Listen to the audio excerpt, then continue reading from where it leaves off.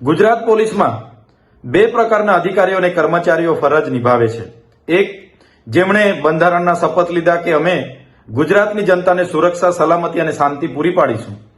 એવા લોકો પોતાની ફરજ જીવના જોખમે પણ પૂરી પાડી રહ્યા છે, કર્તવ્ય નિષ્ઠાથી પોતાની ફરજ અદા કરી રહ્યા છે। એવા તમામ પોલીસ અધિકારીઓ, કર્મચારીઓને અમે સૌ સલામ કરીએ છીએ, વંદન કરીએ છીએ। પણ કેટલાક અધિકારીઓ એવા છે કે જેઓ સંવિધાનમાં માનતા નથી, કાયદા વ્યવસ્થામાં માનતા નથી, કોર્ટ કચેરી કાગળમાં માનતા નથી।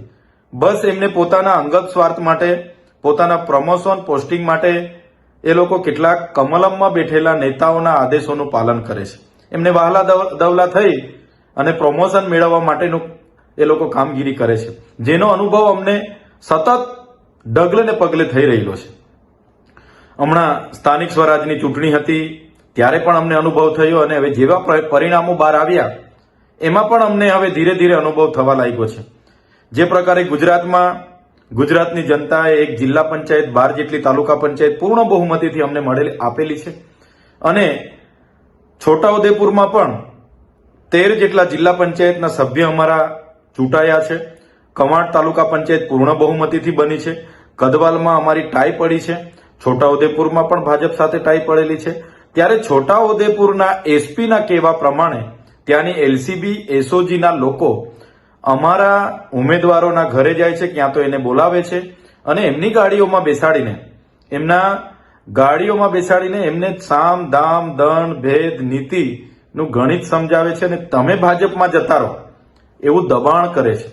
ત્યારે એવા કેટલાક લોકોએ અમારા જિલ્લા પ્રમુખ રાધિકાબેન રાઠવાનું ધ્યાન દોર્યું કે આ વ્યક્તિ આ સમયે આ તારીખે અમારે ત્યાં આવ્યા હતા અને અમને આ પ્રકારની વાત કરીને ભાજપમાં જોડાવા માટેનું દબાણ કરી રહ્યા છે। એના પુરાવા છે અમારી પાસે, ભરૂચના છે, નર્મદાના છે, દાહોદના છે, તાપીના છે, સુરતના, બધાના પુરાવા છે। જ્યારે જરૂર પડશે તો અમે જનતા માટે એ પણ જાહેર કરીશું। ત્યારે આ બાબતનું અમારા જિલ્લા પ્રમુખ રાધિકાબેન રાઠવાએ એક વિડીયોના માધ્યમથી પોલીસને વિનંતી કરી કે ભાઈ તમારું કામ એ જનતાની સેવા માટેનું છે, એ કામ બાજુ પર મૂકીને તમે રાજકીય પ્રવૃત્તિ કેમ કરો છો? અગર તમને રાજકીય પ્રવૃત્તિમાં એટલો રસ હોય તો તમે સ્વૈચ્છિક રાજીનામા આપો, વર્દી ઉતારો અને તમે ચૂંટણીઓ લડો, તો ખબર પડશે તમારામાં કેટલું પાણી છે। બસ આ જ વાત હતી ને। એટલી વાતમાં છોટાઉદેપુર એસપી લાજવાના બદલે ગાજી રહ્યા છે।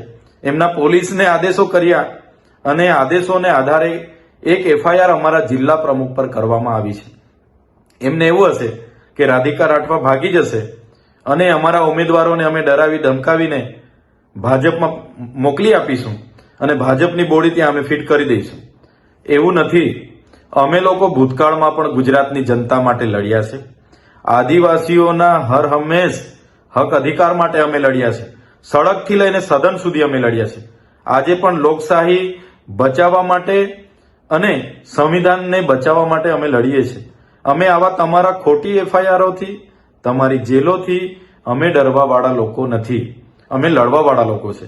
જ્યારે પણ અમારા જિલ્લા પ્રમુખ રાધિકાબેન રાઠવાને પોલીસ દ્વારા ધરપકડ કરવામાં આવશે કે એમની અટકાયત કરીને એમને લઈ જવામાં આવશે કે એમને બોલાવવામાં આવશે, તે દિવસે સમગ્ર આદિવાસી સમાજ, ગુજરાતની જનતાને અમે બોલાવીશું।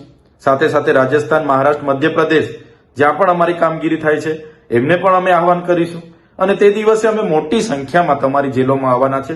તમારે મહિનો, વર્ષ જેટલું રાખવાનું એટલું અમને રાખજો, પણ અમે લડાઈ છોડવાના નથી। ગુજરાતની જનતાની ન્યાયની લડત અવિરતપણે અમે ચાલુ રાખીશું।